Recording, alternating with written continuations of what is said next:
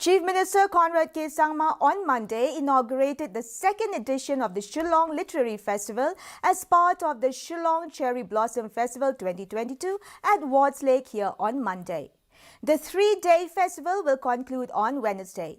Speaking on the occasion, Sangma said that the objective to organize this festival was to celebrate the works of the authors and writers.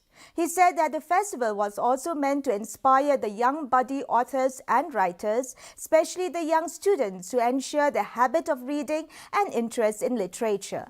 Present on the occasion were Padma Shri awardee Professor Badaplin War, noted filmmaker and author Sanjoy Hazarika, officials of Meghalaya Tourism and students.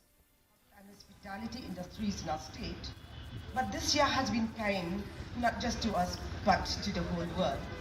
Of course, it is to celebrate, as was mentioned by Dr. Vijay, celebrate our authors, our writers, and also to inspire the young budding authors and writers, especially the young students, to ensure that the habit of reading and the interest into literature grows through these kind of programs and festivals, and to be able to allow you to be inspired